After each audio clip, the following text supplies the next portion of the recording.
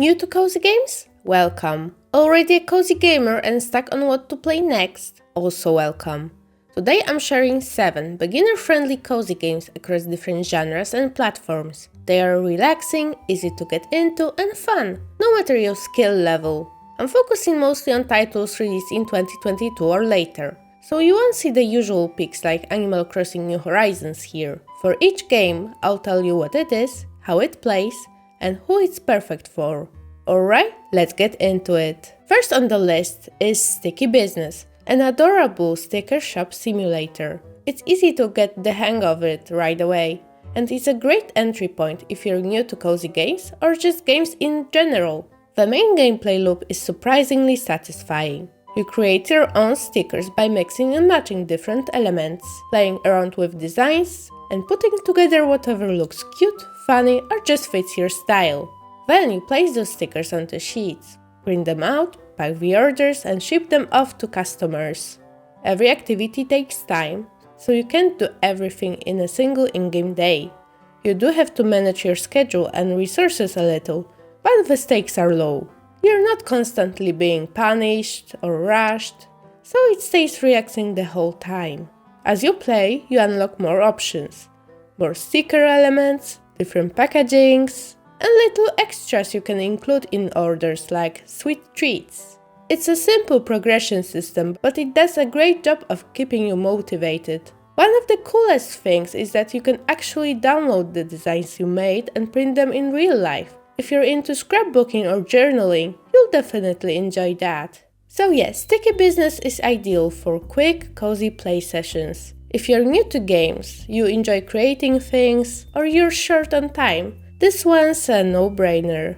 Speaking of games for all the creative people out there, Tiny Glade is a must-play. It's a super relaxing freeform building game where you can just let your imagination run wild. And I'm not exaggerating when I say people build some pretty insane stuff here. The best part is there is no pressure, no management, no combat, no objectives. You don't have to optimize anything. You can't even win. You just hop in and build whatever you feel like. From cozy huts to huge castles. And building in Tiny Glade feels completely different from most building games. It's less like construction and more like doodling. You're sketching things into existence and the game fills in the details for you. Like, if you draw a path up to a building, it'll add a door automatically. So you're not fighting a grid or spending half your time in menus. The game just reacts to what you're drawing. You can also shape the world around your builds. Add hills, carve out little lakes, drop trees and flowers, and suddenly your tiny cottage has this whole landscape around it. And there are these little interactions between pieces too. You might not notice them at first, but once you start experimenting, you'll get these moments where the game surprises you. There's also a really nice photo mode with filters, lighting options and more. The game is gorgeous, the music is incredibly relaxing, and if you need to decompress after a long day at work or school, Tiny Glade is perfect for that. And yes, you can pet the sheep that sometimes wander into your scene. Need I say more? If you want something with exploration, check out Lil Gator Game. It's an open-world adventure that draws inspiration from classic Legend of Zelda games. The story is really wholesome. You play as a little alligator who's just trying to get his older sister to hang out and play with him. So he and his friends create this big fantasy game to grab her attention. Gameplay-wise, it's all about exploring, talking to characters and doing quests. As you run around, you collect scraps you can trade in for upgrades. Those new items make traversal easier and help you reach new areas. There's no minimap, which makes it feel more immersive, but if your sense of direction is questionable, like mine, you might get a little lost. Honestly though, that's part of the fun. The game encourages you to wander, take detours, and see what's out there instead of rushing from objective to objective. It really lets you embrace your inner child, just messing around for the fun of it. There's combat, but it's completely stress-free because your enemies are literally made of cardboard. Nothing too difficult or intense. It's not a long game either. You can finish it up in about 4 hours, but it oozes charm and humor, so it's still absolutely worth picking up. And the story might even make you tear up. And a quick heads up, it's getting a DLC in February 2026, so it's a great time to jump in. Ever wondered what it'd be like to just drop everything and run a little bookshop on wheels? That's what you get in Tiny Bookshop, a cozy management game made for bookworms. You're transported into this charming town of Buxtonbury by the Sea, where you set up your traveling bookshop in different spots and sell books to the locals. The gameplay loop is simple. Pick up location for the day, set up your shop and start selling to customers. The game is slow-paced, but it keeps you engaged because people will sometimes ask for help finding the right book, and it's genuinely satisfying when you nail the recommendation. Some requests are really specific too, so you'll have to think a little. Different locations pull in different crowds, so where you set up actually matters. If you park by the beach, for example, you'll probably want more kids' books and fantasy, since more families show up there. You can also customize your shop. You can decorate it however you want, but the items you place aren't just for looks. They all have effects, and some can boost sales for specific genres, so you can get a little strategic with that. As you keep playing, you'll meet some colorful characters and learn more about them and the town itself, which makes it feel like you're actually becoming part of the community instead of just passing through. Overall, Tiny Bookshop is a great pick for beginners thanks to its simplicity and intuitive controls. And if you're an avid reader, it's also a fun way to discover new titles. If you're a cat person, Little Kitty Big City is a game you can't ignore. You play as a cat whose peaceful nap turns into a full-on adventure after it falls out of the apartment window.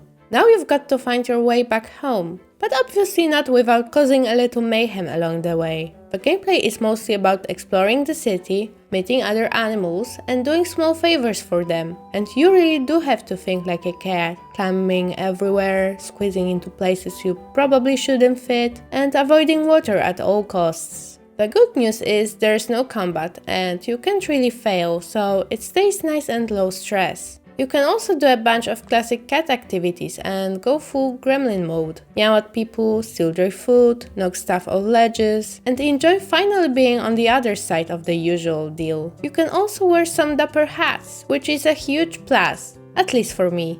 One thing to know is that the game isn't super guided and the controls can feel a little clunky sometimes. That's why I wouldn't call it the best pick for total beginners. But if you're already comfortable with a controller, or you're willing to give it a little patience, it's absolutely worth it. Also, it's not a long game at all. You can finish it in roughly 3 hours, but if you go for all the tasks and collectibles, it'll take closer to 5 or 6. So, if you're in the mood for a cozy, low-stress adventure with lots of exploring, you should give Little Kitty Big City a go. I know the farming sim genre is oversaturated, and a lot of you are probably tired of farming sims at this point, but I still think there's always room for a good one, and in my opinion Fields of Mistria is one of the better picks, especially for beginners.